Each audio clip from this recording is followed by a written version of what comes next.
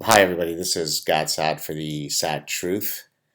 Before I begin today's lecture, I want to send a shout out to Kevin Saunders and Colin Snelson, both of whom were instrumental in helping me with some advice in terms of how to set up this lecture. I discovered this new capability of PowerPoint whereby you could record yourself giving a lecture from your PowerPoint slides, but then when I would turn it into a movie, the audio would be lost. And these two gentlemen were very helpful in helping me solve this problem. So again, thank you, Kevin and Colin. So last week I gave a invited lecture at the Global Forum on Countering Violent Extremism, and unfortunately the lecture was not taped. But many people asked that they would have, they would have loved to hear it or see it or be present there. And so, in that spirit, I decided to uh, record a taping of my lecture. So, these are the actual slides that I used last week in my lecture. The talk is titled Political Correctness as a Manifestation of Ostrich Parasitic Syndrome. Some of you who may have been following my work for a while know that I've covered this dreadful disease in several of my sad truth clips, and you'll see at several points in this lecture that I refer to specific sad truth clips because this is where I originally introduced a particular concept. But I guess the idea here is to mainly point out that yes, of course, extremism, in this case religious extremism, is something that we have to counter. But what makes the problem that much more serious is that it exists within an ecosystem of political correctness that exacerbates the problem, right? I mean, it's one thing to have a problem and then be very open about how to solve it, but then when you're shackled by political correctness, then it makes the problem that much more intractable. And so the purpose of my lecture last week, and I actually opened up the conference, many thanks for Kyle Matthews and his team for having set up this 2 day conference. The point of my lecture is to argue, look, we're never going to solve the problem if we're going to be shackled by political correctness. So in any case, here we go. Political correctness, I argue, is akin to how you have various ways by which animals can be parasitized, where their brains can be parasitized by various either pathogens or parasites, or in the case of humans, just ideas that parasitize your brains. And so in nature, of course, we've got the spider wasp. Some of you may have heard me analogize political correctness with the spider wasp. Let me repeat it for those of you who have yet to hear it. So the spider wasp basically stings a much larger spider and then leads it to its burrow while the spider is still alive but is in a zombie state. And then it could lay its eggs on the spider, and the offspring could then eat the spider in vivo. The spider is alive, and yet it is completely, if you'd like, zombified. There are other examples of such, if you like, dreadful realities in nature. So we've got the brainworm that parasitizes, if you'd like, various ungulates. And here I've got an example of a wildebeest, which once it's parasitized by this brainworm, it starts sort of going around in small circles. And as the predators come, they're looming, about to pounce, it can't extricate itself from this circular motion. It is completely parasitized. And then, of course, some of you may have heard, and as a matter of fact, in one of my sad truth clips, some of my astute sad truth followers pointed to this example. One that I was already familiar with, the gentleman who's done a lot of research in this area, is a guy by the name of Flegger, or at least that's how it's spelled, Flegr, where he has looked at infections with Toxoplasma gondii, which is a parasite that infects various species. In the case of mice, when the mouse is infected with this parasite, it loses its innate fear of cats. And of course, that leads to some rather dire consequences to the mouse. And so all of these examples are meant to demonstrate how the brain of an organism could become parasitized, and then they are now shackled. They can no longer act rationally, if by rational we mean pursuing their survival instinct. And that's exactly what political correctness is, right? It slowly leads us to the abyss of infinite darkness under the guise of being tolerant and gentle and polite and so on. Just to sort of push this point further, here's an example of how our brains can become parasitized, if you'd like, by faulty cognition and faulty perception. So this is a classic visual meme where you see a woman who is a sufferer of anorexia nervosa. When she looks at herself in the mirror, I have removed the identity of the person in the mirror just as a courtesy. When she looks at herself in the mirror, she views herself as a overweight person, whereas in reality she's obviously not overweight.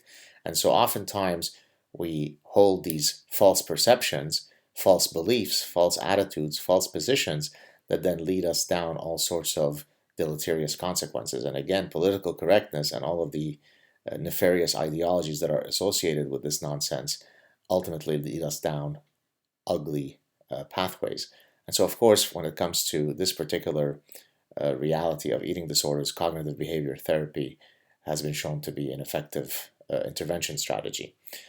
So now that I've sort of given you the background of how all sorts of organisms could be parasitized into faulty reasoning, into suboptimal thinking, into irrational behavior, into suicidal behavior, let's now link up to a disease that I've discovered.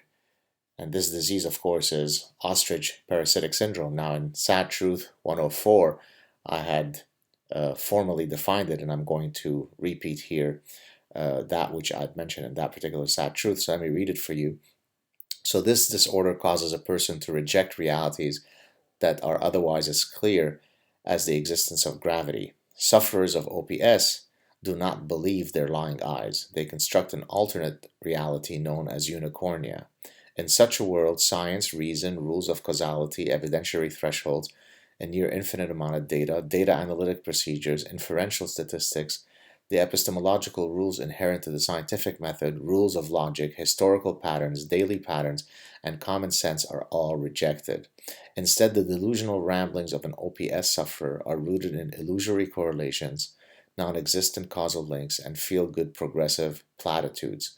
Ostrich logic is always delivered via an air of haughty moral superiority. Two telltale signs of comorbidity include a nasty form of the Dunning-Kruger effect. By the way, for those of you who may not know, David Dunning was my former professor at Cornell. And so the Dunning-Kruger effect is arrogant and self-assured about one's idiocy, and introspective blindness, namely the inability to ever know that you are afflicted with OPS. These comorbid factors, when coupled with OPS, render meaningful dialogue impossible. So think back of Ben Affleck's interaction with Sam Harris on the Bill Maher show, and you've got an OPS sufferer right in front of you. In the talk that I gave last week, I played out these two clips, one with Congressman Dan Lundgren questioning Assistant Defense Secretary for Homeland Defense Paul Stockton, and the other one is Congressman Lamar Smith questioning the then Attorney General Eric Holder. I highly recommend that you click on these two links and watch what live OPS sufferers look like. It's quite astounding. Continuing with this idea of political correctness as a manifestation of OPS. Okay, so I'm back. I printed out these next two slides because they're very, very difficult to read from the PowerPoint slides. So, Detective Ostrich interviewing a terrorist. So here we go. We are here today to dig into the motives that drove you to plan the mass terrorist attack that would have likely killed thousands of people. I understand. So what compelled you to such cruel and callous barbarity? Everything that I do is to please my God. My act was a manifestation of religious piety. Ah, so you mean that the financial crisis of 2007 2008 is at the root of your violent beliefs?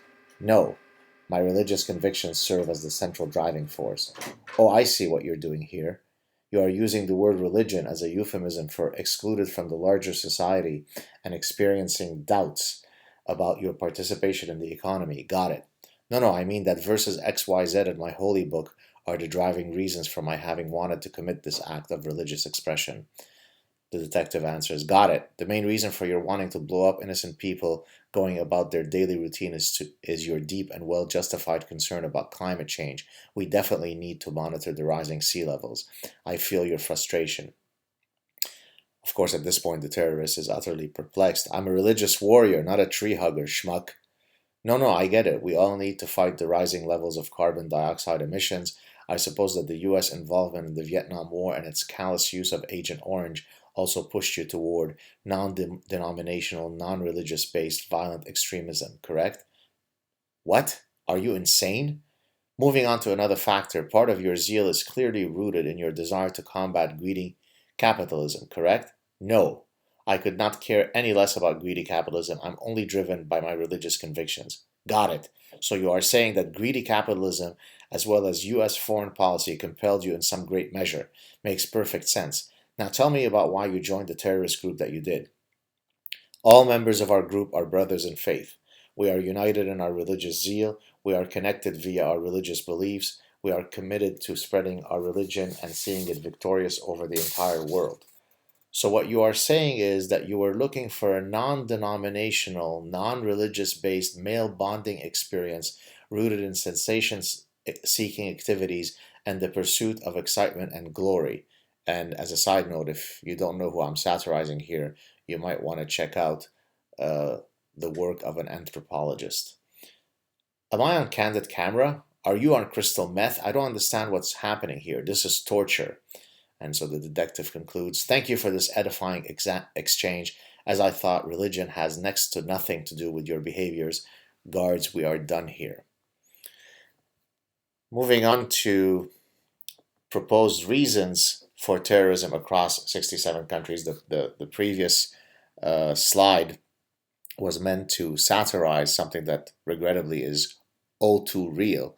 And what I did in this next slide, which was originally covered in the Sad Truth 103, is to list the countries that have been the target of this non-denominational, non-religious based violent extremism, which of course varies across every possible culture, economic system, political system, ethnicity, race, skin color.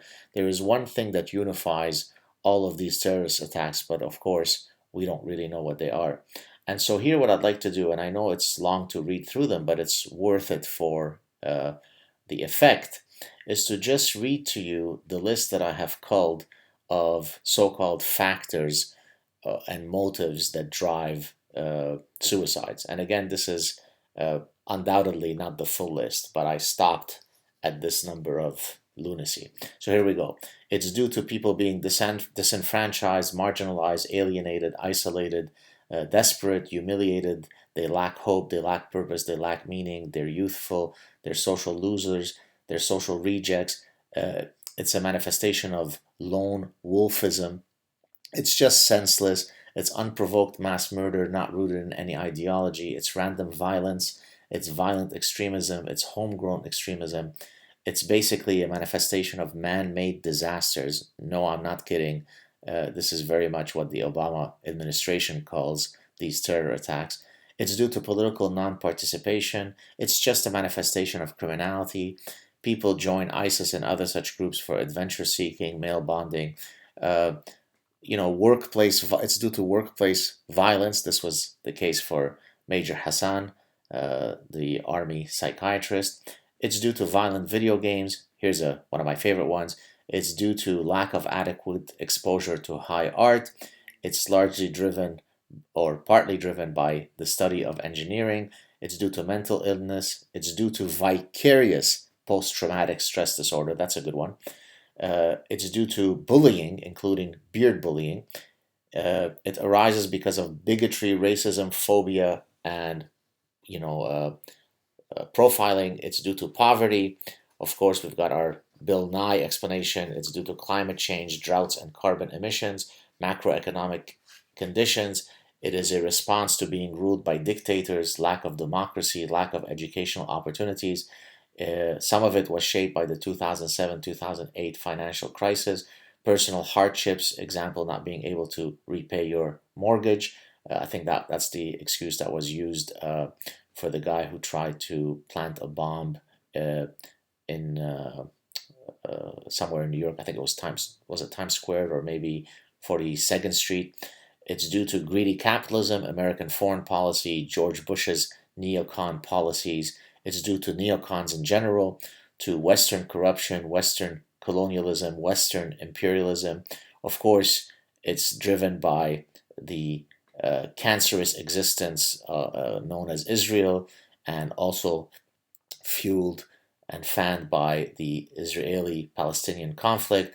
It's all part of a Jewish conspiracy. So, for example, ISIS, they're not really Islamic warriors, but rather they're Mossad agents pretending to be Islamic so that they can taint the image of Islam. Or it could be due to choose any one of endless historical events as the triggering event. Example, the Crusades and the current terror attacks are a response to that particular historical villain. So those are some of the reasons. Of course, what's missing from this list is that it could in any way, even in part, be related to a particular religious ideology. That would be bigoted. You'd have to be a Trump supporter to think that that were a possibility. Some of you, since we were talking about violent extremism and so on, and since the title of this conference is Violent Extremism, here I'd like to bring up the Ostrich Permutation game. This is a game that I introduced in Sad Truth 195, where you come up with ever clever word combinations as euphemisms for that which should not be uttered, redacted. So take the following three words: militant, violent, and extremist.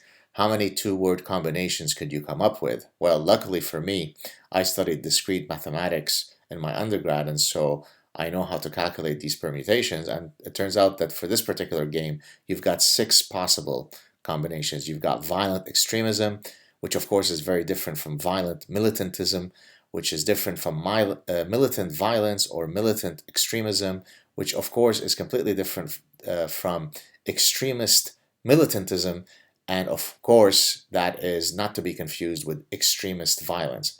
Now imagine if you add a few additional words and watch the exponential growth in terms of the root cause of the global mayhem that we see. So for example, we also could have radicalized, homegrown, fundamentalist, extremist, violent, militant zealotry, resulting in man-made disasters. Slowly we inch towards the abyss of infinite darkness. By that logic, Genghis Khan, here you see some depictions of his military conquest, was driven by violent, extremist horseplay, or the dreaded ve. Moving along, to give you examples of OPS, of course, as some of you who follow me know, I've satirized all this ostrich logic lunacy in many of my clips. And so here I'd like to give you 2 examples of such lunacy and then demonstrate how we could use science, reason, and logic to combat this type of insanity. So some of you know the hashtag not all redacted, let's not marginalize the majority due to a small minority, and so on. And so I thought that I would analogize this type of thinking. And here some of you may remember a famous physicist who wrote an article supposedly arguing that the statistical probability of you dying from a terror attack is so small, so why should you worry about it? So let's try to analogize all this type of ostrich logic nonsense. So this I call this not all dark alleys hashtag stop dark alley phobia. This was originally covered in the Sad Truth 165. So if you look at the 2014 murder rate in Canada, it was minuscule at 1.45 per 100,000 people. Now, of course, the number of people who are murdered in dark alleys is a much smaller fraction of that by definition. So the number of people who should be concerned, the people who should be concerned about dying in dark alleys is really minuscule. I mean, it's so unlikely to happen. And so what we should do is to stop marginalizing dark alleys when most are perfectly safe to walk across. I mean, why is it that people are so afraid to walk down a dark alley when the statistical probability of you dying in a dark alley is something that is about as negligible, it's as close to zero as one can imagine. So let us forget about our brain's computational systems that have evolved to ensure our survival. Better to be PC to work dark alleys, and hence hashtag not all dark alleys. Continuing with the idiocy, epidemiology is often used. So for example, if you want to try to understand is there a demographic group that's most likely to engage in suntanning? This could help us because understanding the demographic groups of people who are most likely to be afflicted with a particular, say, medical disease or some behavioral patterns that are deleterious to one's health, that's what epidemiology helps us with, right? So, for example, if we look at what is the type of person who is most likely to be a reckless driver, what are the types of people who are most likely to potentially cause harm to others in terms of driving fatalities? Well, we know that young men are by far the most likely of reckless drivers, and incidentally, there are all sorts of interesting evolutionary reasons for that. And that reality, by the way, has been captured by Martin Daly and Margot Wilson when they talk about the young male syndrome. This is the recognition that when it comes to certain types of risk-taking behaviors, young males are much more likely than others to be engaging in these types of behaviors. So we know that young men are the ones that we should potentially target if we wish to reduce the incidence of reckless driving. But after all, that would be really ageist, and it would be sexist to say that it's young, hence we are focusing on age, and men, hence we are being sexist to focus on this group. Rather, we should sort of put our heads in the proverbial sand and ignore the epidemiological fact that young men are most likely to be reckless drivers, because this would marginalize all of the young men who are safe drivers, right? So to say that young men are likely to be the ones who are reckless drivers marginalizes and disenfranchises and makes all those wonderfully safe drivers who are young men feel unsafe. And so instead, we should come up with a narrative that's completely hallucinatory, such as, it's radicalized cars that are to blame. Not all cars, hashtag not all cars, right? So again, we come up with endless suicidal PC platitudes because this way we are being more inclusive in our diversity. Having provided you with some examples of idiotic OPS manifestations, let me give you two examples where a correct approach, using science, using logic, using reason, can help us navigate through some of these difficult discussions. So I recently posted Sad Truth 29, where I was talking about the refugee crisis, and I discussed this idea of cultural homophily. Before I do that, let me just mention what homophily is. This is where people are attracted to that which is similar to them, and so this, if you like, this mechanism of homophily manifests itself in many contexts. So, for example, marriages and friendships are in part determined by this type of homophily. So birds of a feather do indeed flock together. If you wish to have a successful long-term mating union, it is best to mate with somebody who is similar to you when it comes to beliefs and attitudes and values than with somebody who is opposite to your values and beliefs. There's a concept known as genetic homophily. This is where friends are more likely to have certain genotypic similarities with one another. Taking it to a completely different context, we have this process of matching, right? Choosing that which is similar to you in a completely different context. So, for example, when it comes to how we choose our pets, we tend to choose pets that, on average, actually resemble us more so than other dogs. So, for example, we own Belgian Shepherds, and of course, Belgian Shepherds are aristocratic, regal, majestic, intelligent, protective, loyal, and so it's not surprising that we would own them. Yes, this was meant to be a joke.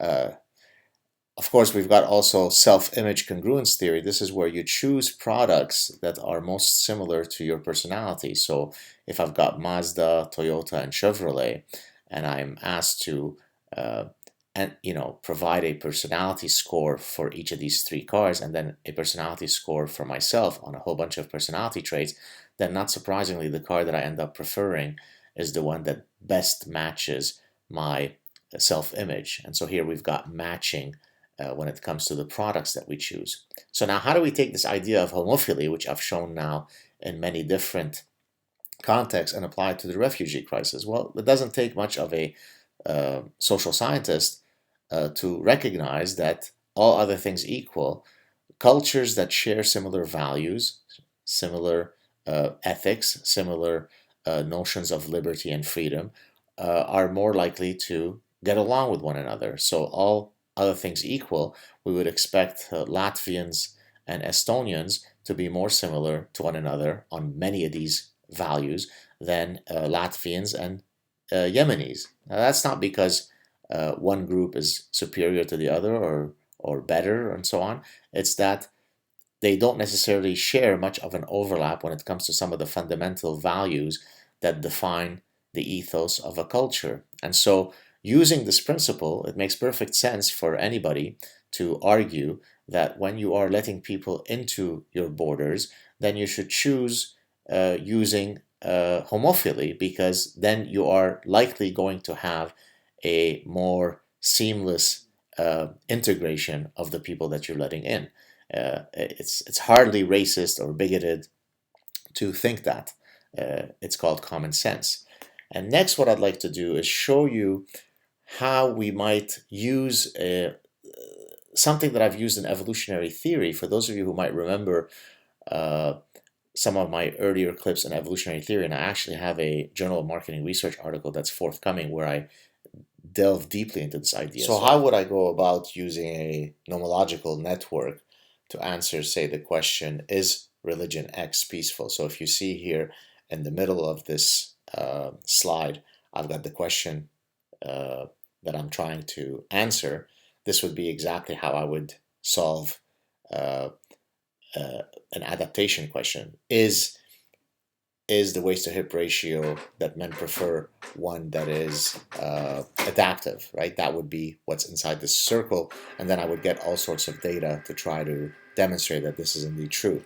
Are toy preferences innate or learned? I could then get data that either supports one view or the other.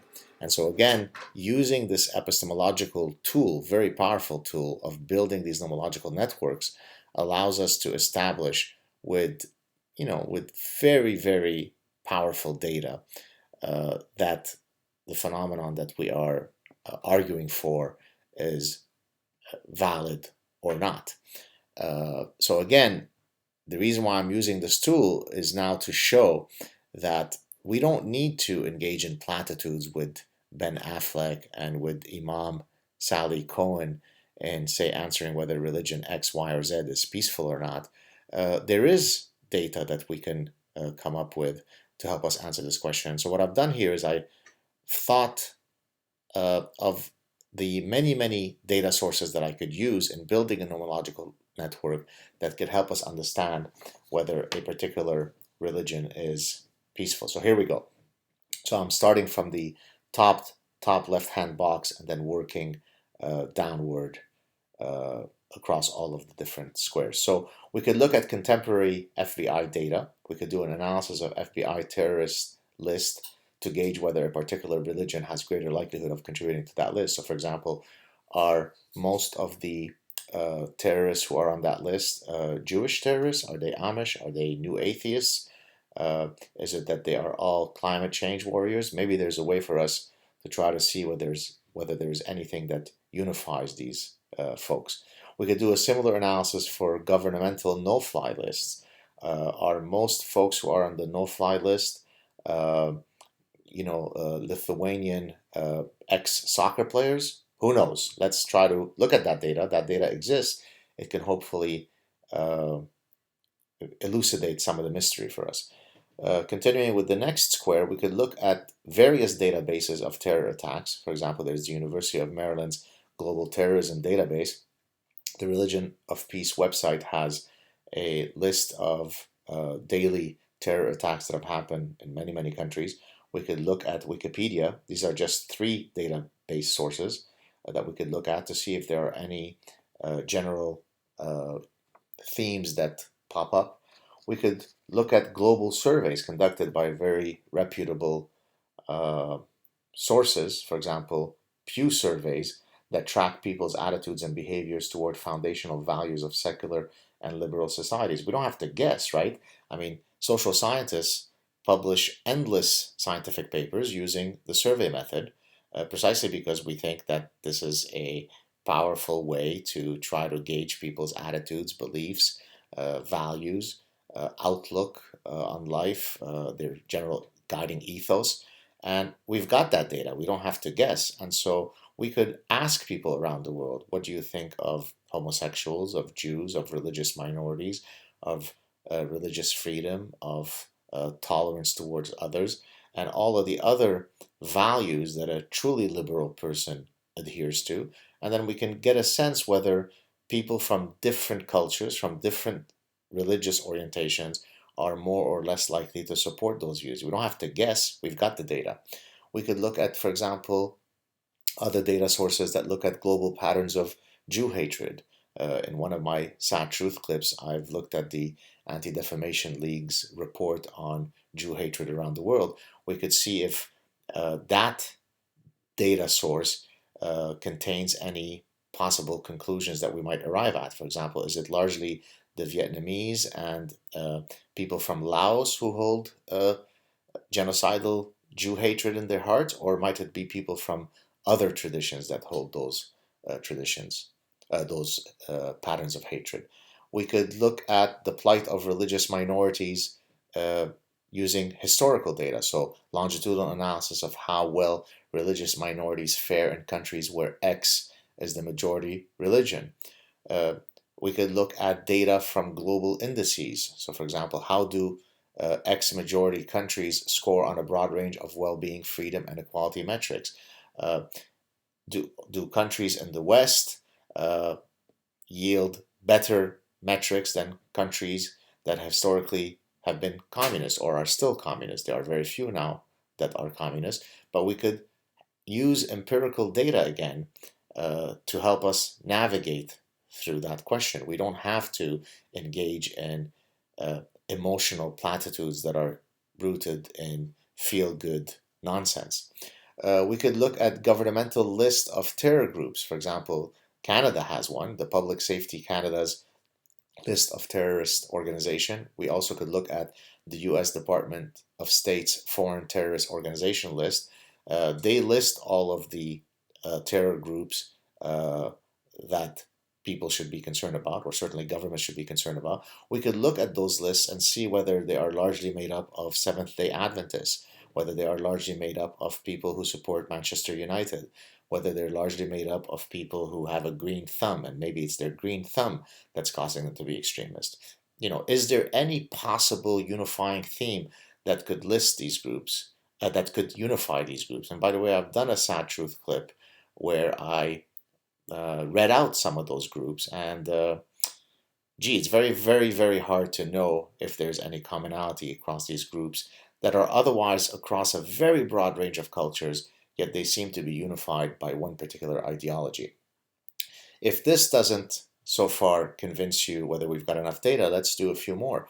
We could do a content analysis of canonical texts. In other words, we could study the Old Testament and determine how much hatred it has in it, how much brotherly love it has in it. We don't have to guess. We could do the same thing for Mein Kampf, Hitler's book. We could do the same thing for other religious texts. We don't have to guess.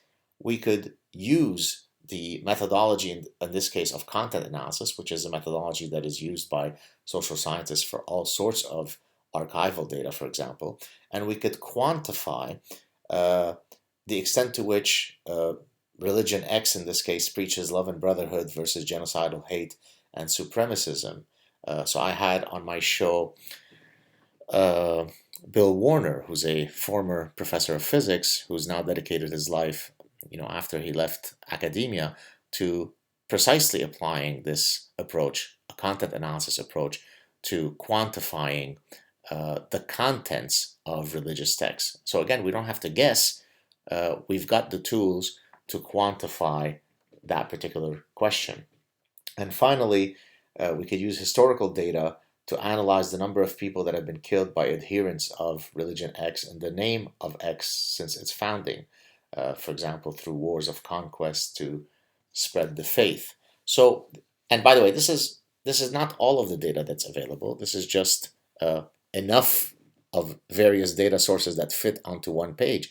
And so what I've tried to do here is use the nomological networks that I speak of in terms of the epistemology of evolutionary psychology, and to borrow that epistemological outlook to answer a very specific question of relevance to so-called violent extremism. Namely, we could build a nomological network that tells us whether, say, for example, the Jains are more peaceful than Christians or other religions, right? So we don't have to guess, we've got the data. So this is how you would use the scientific method.